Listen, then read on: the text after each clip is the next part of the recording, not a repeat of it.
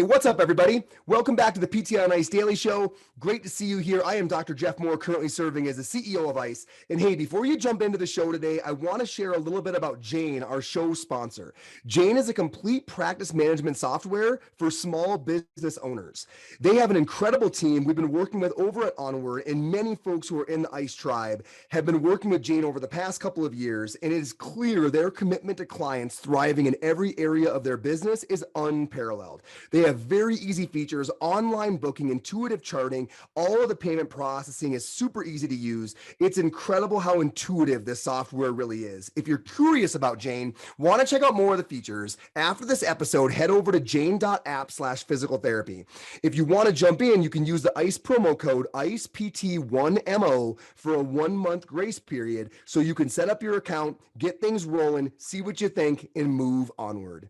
Thank you, everybody. Enjoy this episode of the PT on Ice Daily Show.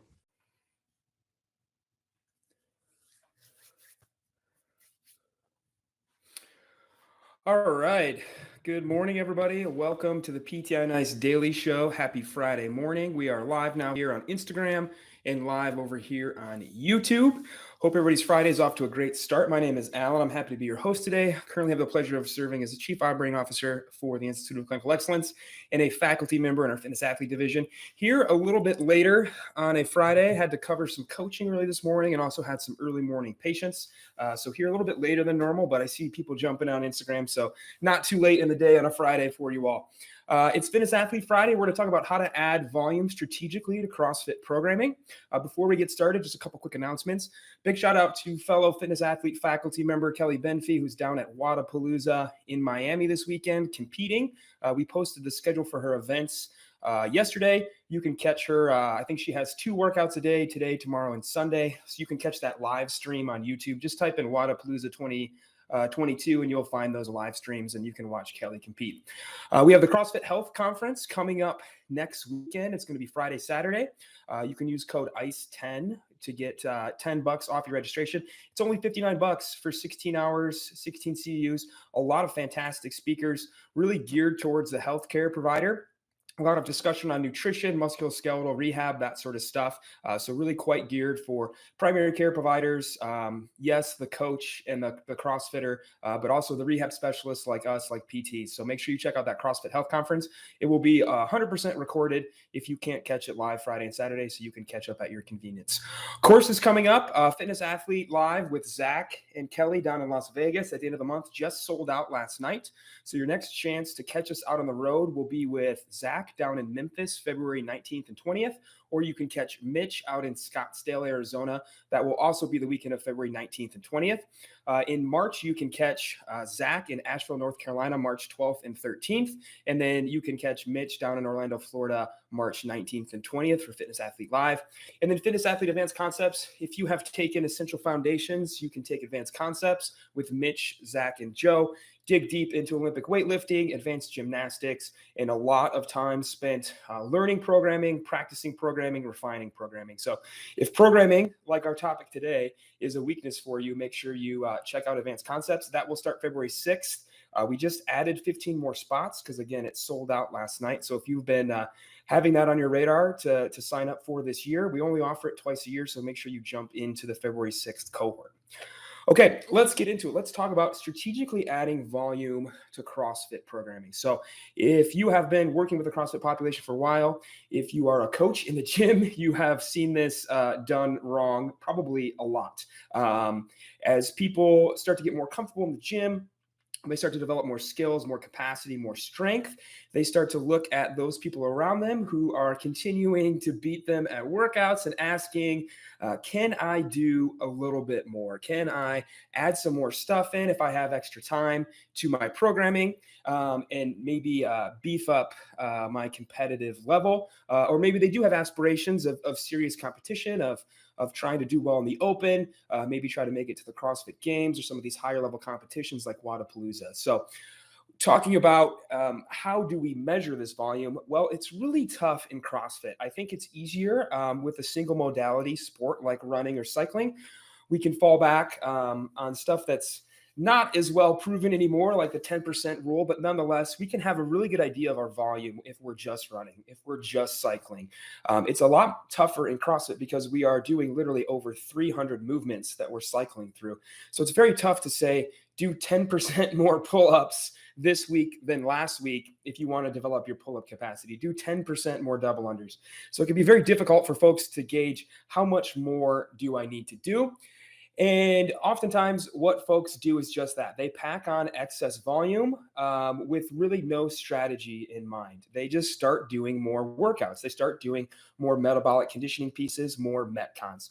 And I have really bad news for folks. The difference between you and the CrossFit Games champions, the difference between me and that Matt Frazier is not that Matt Frazier does an extra workout every week of kettlebell swings and box jumps. The difference is a long training history and really, really smart programming that goes beyond just packing on more volume for the sake of packing on more volume. So what we see happen often is folks come into open gym. Maybe they have missed a day. Maybe they find an extra workout on Instagram and they just do 2 or 3 Metcons in a row. So what do we know about volume is volume goes up, intensity goes down. So they've already got a red X there. And now they're probably going to start to overtrain some movements, especially if they go to a gym where they don't have access to next week's programming or even next month's programming. They have no idea what's coming down the pipe next week. And maybe they're in here on a Friday afternoon just packing extra volume, just thinking that extra volume will bump them up a little bit on the leaderboard. Where instead we need to show these folks, what should you be focusing on? If yes, you have extra time outside of the hour of class, maybe you work from home, you can sneak back into the gym at lunch. Maybe you can work out in the morning and come back in the afternoon, or maybe you have stuff at home in the garage or the basement. What should you work on? The biggest recommendation I give is you should work on your weaknesses, right? The reason you're probably last, if you really step back and do an honest assessment of why am I last on all these workouts or specific workouts, what are the movements in those workouts that are bogging me down? Those are things we should probably practice on. Now, by practice, I mean diligent time spent refining the movement or extra time under tension if it's a strength movement. I do not mean just throwing a bunch of stuff you're bad at into a metabolic conditioning piece and trying to do stuff you already suck at under fatigue. That never ends well. So step back and ask, why am I last, or why am I near the bottom, or why do I struggle with these movements? What are those movements? Those tend to be high skill movements. Those tend to be our double unders, our handstand push-ups, our toes to bar, those sort of movements. And taking time to practice them when we're fresh or relatively fresh. So if we are going to start to exercise twice a day, coming back later in the day or at home or something, and just spending 10 minutes practicing double unders, not trying to go for max reps, not trying to really pack on the volume, but being smart about spending diligent time under a low level of fatigue, practicing movements we're bad at, and making sure, hey, that movement isn't going to show up in tomorrow's workout. The worst thing you do is practice a bunch of toes to bar handstand push-ups on a Thursday and show up to a gym Friday morning. And guess what? It's all the stuff I just did a bunch of last night. That's not very smart training. So step back, ask, what am I bad at? It's probably higher skill movements, and carve out time to practice those movements, maybe 1 or 2 days a week, or maybe rotate through a couple of things that you're weak at, and making sure you're not going to conflict with the program you're already doing. The next thing is to say, where is my strength at? Oftentimes, we struggle to cycle lighter loads simply because our strength isn't where we want it to be. Obviously, if you can kettlebell swing 200 pounds, a 35 or 53-pound kettlebell feels a lot lighter. The closer these common weights prescribed in CrossFit are to our max, the less we're going to be able to cycle them for higher repetitions in a workout, and we're going to have to take more breaks. And that's actually why we end up near the bottom on the leaderboard. So step back and ask, where is my strength? Good strength benchmarks. Your deadlift should always be stronger than your squat. Next comes squat, and then comes our press, our strict press, or maybe our push press. Folks often ask, what are good benchmarks there? Well, if you've been training for a couple years, you should be able to deadlift at least twice your body weight. So check in. Where's my deadlift at? Are you the person that always skips deadlift day when you see it on your app because you don't like to deadlift? That's definitely a weakness that we need to tackle. Likewise, where's your back squat at? Your back squat should be around 1.5 times your body weight, or maybe even stronger if you've been lifting for a while. And again, your deadlift should be stronger than your back squat. Is your back squat stronger than your deadlift? If so, we need to work on your push to your chain and hammer your deadlift. Is your back squat where it should be? And then comes our press. With a strict press, based on your levers, if you have tiny T-Rex arms like me, you're going to be able to strict press closer to your body weight than somebody that has really tall 6'6" long arms, but your strict press should be about 75% to maybe 100% or a little bit above your body weight. And then definitely when we get to use our legs a little bit with our push press, you should definitely be able to push press your body weight if you've been lifting for a couple of years. So step back and say, are my strengths where they should be at? If so, that's another area of weakness we can work at. Look at your programming for the next week. Do you see high volume or heavy deadlifts, back squats, or presses? If not, then work those into your programming. That's often something we prescribe here in physical therapy, especially for folks with back pain, of like, hey, if we don't have deadlifting in our programming next week, every week that we don't have deadlifts, I want you to find time. Your HEP is to come into the gym and get some 5x5 deadlifts in at 70 or 75% of your max. Get that posterior chain and back strengthening in. So check in on your strength. And then finally comes working in actual extra conditioning. When is that appropriate? When can we do capacity or conditioning work? It's much better to do those on a machine or with running than it is to try and get our conditioning from extra Metcons. Again, the difference between the elite and everybody else is not that they do one extra Metcon a day. It's that, yes, they do extra conditioning, but again, they're very, very, very smart and strategic about it. Step back and ask yourself, do I need more aerobic work or do I need more anaerobic work? If your 400-meter run is like 3.5 minutes, you need to be doing speed work, right? You need to be doing short intervals with longer rest so you can really start to train those type 2 fibers and that anaerobic energy system. We need to pull that 400-meter time down. We need to be doing 400 repeats with 1 or 2 to 1 rest, or even shorter distances. If a 400 is a long run for you, maybe we're doing 200-meter repeats with 1 or 2 to 1 rest. On the other side of that coin, where is your aerobic conditioning at? Is your 5K run 35 minutes? If so, subjectively, that might feel fast for you, but objectively, that is on the slower end. We need to get a little bit faster with our aerobic work. So we need to be doing some longer intervals. We need to be doing maybe 800-meter repeats, maybe mile repeats with shorter rest in there and conditioning our aerobic system. You'll often find when you look at the CrossFit Games athletes, they're at the track a lot, they're in the pool a lot, they're on the bike a lot, they're on the rower a lot. And not only are they training intervals for anaerobic and aerobic work, they are doing lots of long, boring, slow zone 2 conditioning, which absolutely no human likes to do. But their mental fortitude for getting on the C2 bike for 45 minutes at zone 2 is what makes them the best when everybody else says, I'm not doing that, and they go home. So don't undervalue and overlook what zone 2 conditioning can do for you. If you're thinking, what extra can I do? I have extra time today. There's nothing wrong with a 30 or 45-minute bike ride or rower or ski or jog, keeping it intentionally zone 2, long, slow. What makes those athletes the best is they have a large aerobic cardiac base, that their heart rate is comfortable at 120, 130, 140 beats per minute. They can hang out there literally for an hour. So in the middle of the workout of wall balls, when you are redlined and you're bent over, they can step back. Their heart rate is comfortable in that zone that they're in, shake their hands out, pick the ball back up, and do some more reps while you are uncomfortable in those higher zones, and it takes longer for you to get back down to that zone 2 level. So do not overlook zone 2 training. Matt Frazier released his Hard Work Pays Off programming last year sometime, and people were surprised at how boring it was, right? Zone 2 aerobic stuff or intervals in the morning, some strength and conditioning and CrossFit Metcons in the afternoon, and then just some strength, some time under tension, some accessory work, some mobility work in the evening. It seems boring, but it's a smart way to train. It's a smart way to pack on volume. And we're working with these athletes who want to be more competitive athletes or already are more competitive athletes, but are struggling to recover from the volume that they're performing. These are the recommendations that we can give to them. Step back, more Metcons. Doesn't always mean you're going to be in better shape, especially if you're just doing random workouts that you find on the internet and you are not correlating them to the program that you're already doing.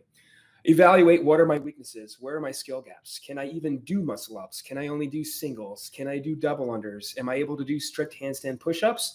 And find a way to start hammering those weaknesses. And remember, practice. Don't just throw those things together and try to put them into a workout. Practice them when you're not fatigued so you can really refine the movement and then start to work them into your workouts.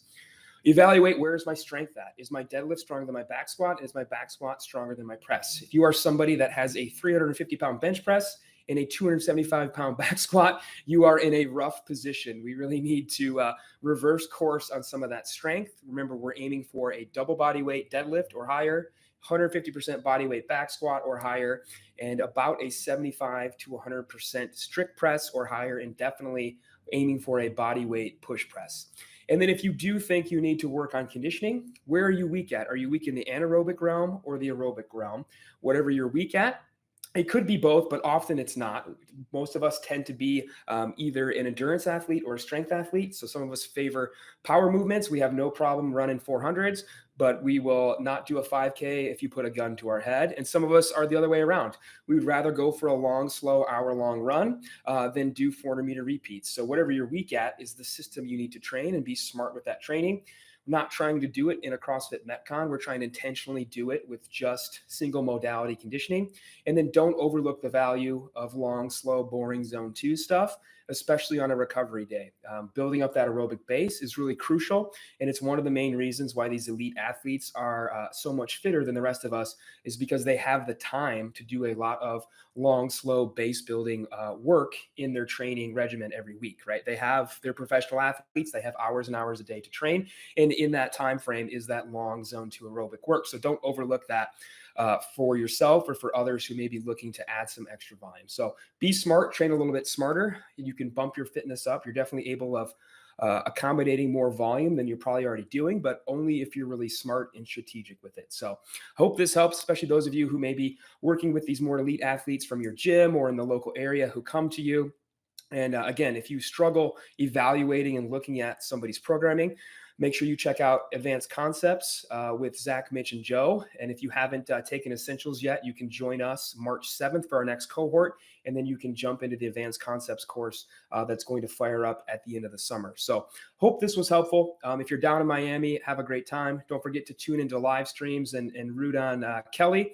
Hope everybody has a fantastic weekend and a great Friday. Thanks for tuning in. Bye, everybody.